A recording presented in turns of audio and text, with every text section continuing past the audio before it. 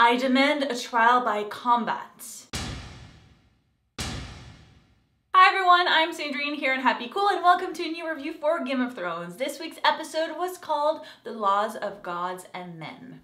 Let's talk about it. First, is it weird that I expect someone to die in every single episode of Game of Thrones? I'm always like, alright, who is it gonna be this time? Who is it gonna be? Who is it gonna be? No one died this episode, so yay! At least not yet.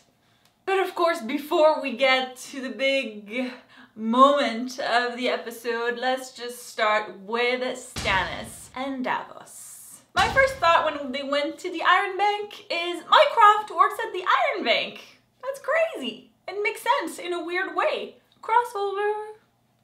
And yes, for those who don't know, this is a Sherlock reference and you should watch the show if you haven't seen it. I also loved how Davos made the bank people think, who are you gonna back up after Tywin is gone? Do you want to back Jaime, Cersei, and their kids? I mean, come on. And it looks like it paid off for them. So Stannis has money to wage his war. Let's get some action going, people. Let's get some action going. Moving on to Theon and Ramsay. Well, Yara's rescue didn't go as planned, to say the least. Theon is just gone.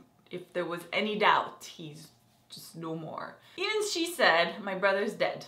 Goodbye, Theon Greyjoy. We'll miss you. As for Ramsay, I've got to say that his scenes with Theon/Reek are really hard to watch. I mean, like, really hard to watch. He seriously makes Joffrey look like a decent human being. That's saying something. Can you imagine if Ramsay was king? We'd actually miss Joffrey. Moving on to Daenerys. Dragons! Thank you, Game of Thrones, for giving me what I want. Let's have more dragons all the time, every week. Another thing that I liked about Daenerys is that Barristan's words came back to haunt her a little bit because he had warned her not to crucify all the masters, and as we saw, they might not have been all bad. Yikes. I wonder how that will affect her in the future. I thought it was a good moment. It also proved that she's not infallible. She does make mistakes as well. And hopefully she'll learn from those mistakes. Finally, the moment we all want to talk about, Tyrion's trial. Tyrion always knows what to say. Let me guess, I've been pardoned. Never loses his humor, or sarcasm really. The trial. First of all, I love Prince Oberyn. As for Grand Maester, I was surprised that he had Sansa's necklace. I thought Littlefinger smashed it in the boat, which begs the question, how did he get his hands on it? Did Littlefinger give it back to him? And does that mean that Littlefinger planned for Tyrion to be the #1 suspect in the murder of Joffrey? Also, you gotta love that he called Joffrey the most noble child God ever put on this earth. Are we talking about the same Joffrey? Now I'm wondering if Tywin had anything to do with the murder too, because he seems to be taking advantage of this whole trial, and I don't know.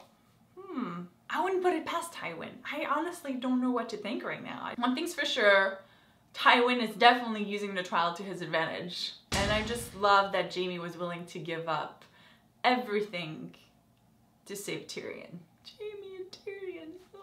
Fortunately, it doesn't look like he's gonna have to do it. But the biggest shocker for me was Shae. Because at first I thought, oh, they brought her back and they were gonna kill her or something. But no, she actually lied and implicated him in a murder. And then there's a part of me that's wondering, wait, is she really doing this? Or is she doing this to save his life because she made a deal with Tywin, or is she really pissed? If she's really pissed, then I'm just like, oh, really? I liked Shae so much, but I can't really like her anymore. That's just a horrible thing to do for someone who was really sweet to you and someone that you supposedly loved. So I don't know. I don't know. I really hope that it's not real. Is it real? Oh, Shae, don't do this to me.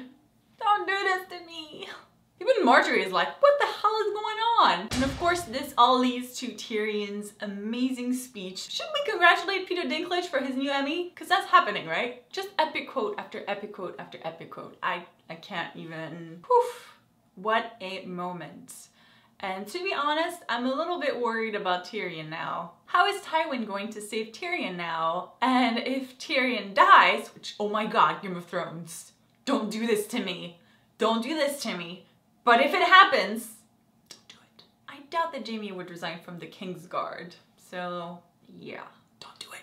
There's a part of me that almost wishes that Tyrion would go to Castle Rock. I mean, maybe Jon and him could become best friends. That would be awesome and so unlikely. How cool of a friendship would this be? And that's pretty much all I have to say about this episode. And I can't wait for next week. Unfortunately, as you know, we close comments to avoid spoilers, but you can always find me on Twitter and Facebook. Make sure to subscribe to Happy Cool if you haven't yet, otherwise you won't be happy or cool. And that way you also don't miss all my Game of Thrones reviews. Thank you guys so much for watching, and I'll see you next week. Bye! I saved you. I saved the city and all your worthless lights. I should have let Stannis kill you all. I did not kill Joffrey, but I wish I had. Watching your vicious bastard die gave me more relief than 1,000 lying whores. I wish I was the monster you think I am.